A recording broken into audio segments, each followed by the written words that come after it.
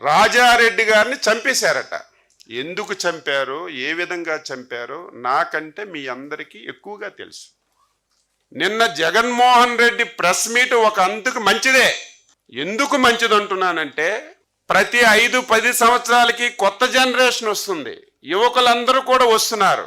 కొంతమందికే జగన్మోహన్ రెడ్డి యొక్క క్రూరత్వం తెలుసు, రాజశేఖర్ రెడ్డి చేసిన అరాచకాలు తెలుసు, వాళ్ళ తాత చేసినటువంటి దమనకాండ చాలా మందికి తెలియదు.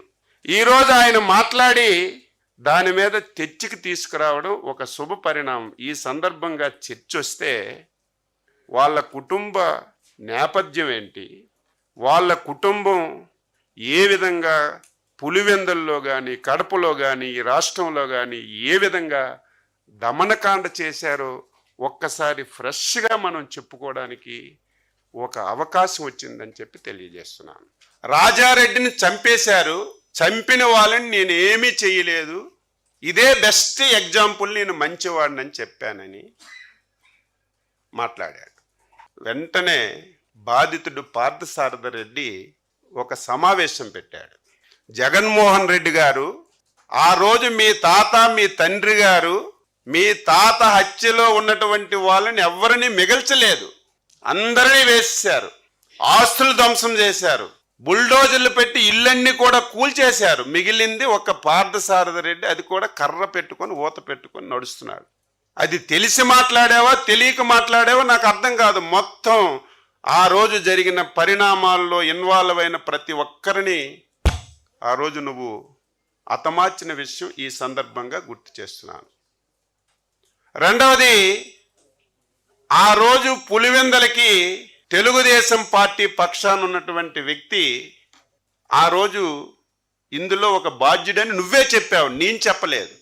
ఆ బాధ్యుడు ఈరోజు నీ పార్టీలో ప్రముఖంగా ప్రధాన కార్యదర్శిగా బాధ్యతలు నిర్వహించి నీ పక్కనే ఉన్న విషయాన్ని కూడా నువ్వు గుర్తు పెట్టుకోకుండా ఈ విధంగా చంద్రబాబు నాయుడు అనే కారణం అని చెప్పి మాట్లాడడం చాలా దారుణం అని చెప్పి తెలియజేస్తున్నాను. రెండవది, చంద్రబాబు నాయుడు గారు అపోజిషన్ లీడర్గా ఉమ్మడి ఆంధ్రప్రదేశ్ రాష్ట్రంలో శాసనసభలో ప్రసంగం చేశారు. 4 రోజుల తర్వాత రాజశేఖర రెడ్డి గారు నువ్వు అసెంబ్లీకి రావు అని చెప్పి చంద్రబాబు నాయుడు గారు ప్రసంగం చేసిన తర్వాత 4 రోజులకే హెలికాప్టర్ కూల్ చనిపోయింది. చంద్రబాబు నాయుడు గారు పాత్ర ఉందని చెప్పి నిస్సిగ్గుగా మాట్లాడుతున్నారు. ఈరోజు రేపు మీకు చూపిస్తాం, ఇప్పటికే మీకు ఆ వీడియో వచ్చింది. చంద్రబాబు నాయుడు గారు స్పష్టంగా చెప్పారు. అదేంటో మన రాష్ట్రం యొక్క దౌర్భాగ్యం. ఆ రోజు రాజశేఖర్ రెడ్డికి కానీ, ఈరోజు జగన్మోహన్ రెడ్డి కానీ మన రాష్ట్రం మీద, మన రాష్ట్రంలో ఉన్న దేవుళ్ళ మీద ఒక కక్ష కట్టుకున్నారు. ఎందుకంత పగ? దేవుళ్ళ మీద మీకు ఎందుకంత పగ? అందులో మా రాష్ట్రంలో ఉన్నటువంటి 7 కొండలవాడు వెంకటేశ్వర స్వామిని అపవిత్రం చేయాలని ఆ రోజు నుంచి ఈ రోజు వరకు మీరు కంకణం కట్టుకున్నారు.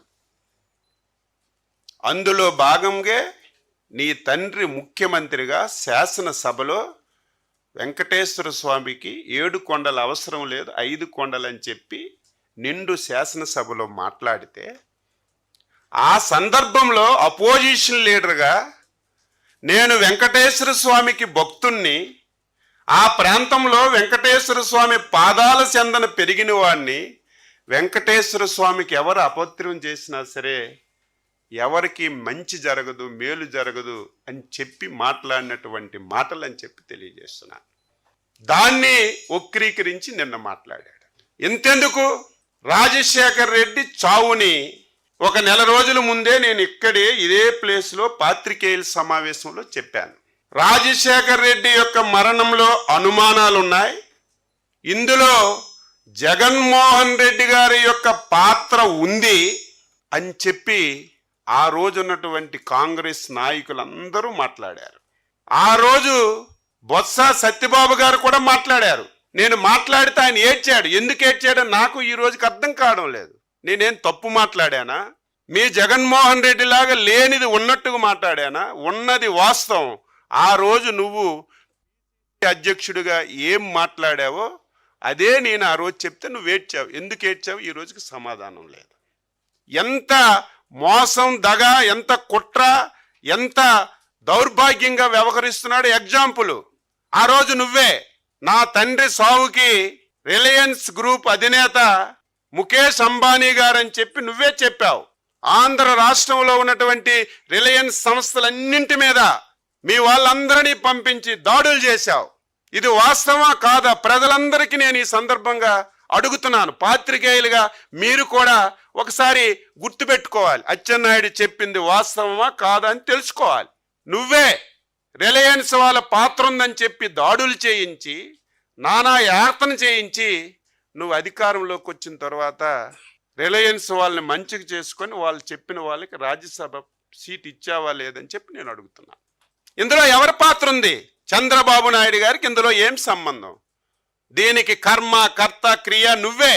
ఏం జరిగిందో నువ్వే చెప్పాలి. బాధ్యులు ఎవరో నువ్వే చెప్పాలి. దీన్ని ఉక్కిరీకరించి మాట్లాడుతున్నావు. ఇక మూడవది వివేకానంద రెడ్డి హత్య. జగమరిగిన సత్యం. చిన్న పిల్లవాడు గాఢ నిద్రలో ఉండి ఒక్కసారి లేపి వివేకానంద రెడ్డి ఎలాగ చనిపోయాడంటే జగన్మోహన్ రెడ్డి ప్రమేయంతో గొడ్డలతో నరికి నరికి క్రూరంగా చంపారని ప్రతి ఒక్కరూ చెప్తారు. అంతెందుకు, ఇది నేను చెప్పవలసిన అవసరం లేదు. మాకు నువ్వు ఆన్సర్ చేయవలసిన అవసరమే లేదు. సాక్షాత్తు నీ బాబాయి కూతురు 7-10 సంవత్సరాల నుంచి వాళ్ళ తండ్రి ఆత్మక శాంతి కలగాలని, మా తండ్రి హత్యలో జగన్మోహన్ రెడ్డి ప్రమేయం ఉంది ఉంది ఉంది అని కాలికి బలపం కట్టుకొని ఊరు వాడ దేశం మొత్తం తిరిగి చెప్తుంటే ఆవిడ అడిగినటువంటి ప్రశ్నలకు నువ్వు సమాధానం చెప్పు. మాకు చెప్పవలసిన అవసరం లేదు. కనీసం మేము అడిగిన దానికైనా ఇన్ని రోజులైంది, ఒక్క రోజైనా సరే నువ్వు సమాధానం చెప్పకుండా దీన్ని కూడా నువ్వు చంద్రబాబు నాయుడు గారి ప్రమేయం ఉంది, గొడ్డల పార్టీ ఎందుకు గింజుకుంటున్నావు? గొడ్డల పార్టీ కాదా? సొంత బాబాయిని అధికారం గురించి నేను ప్రతిసారి చెప్తున్నాను. ముఖ్యమంత్రి పదవి గురించి, అధికారం గురించి తండ్రిని వదలడు, బాబాయిని వదలడు, తల్లిని వదలడు, చెల్లిని వదలడు. చివరికి నీకు ఈ స్థాయికి తీసుకొచ్చినటువంటి కార్యకర్తలను కూడా ఊచకోత కోసి అధికారాలను రావడానికి ప్రయత్నం చేస్తావు తప్ప నీకు ఇంకొక ఆలోచనే ఉండదని చెప్పి తెలియజేస్తున్నాను.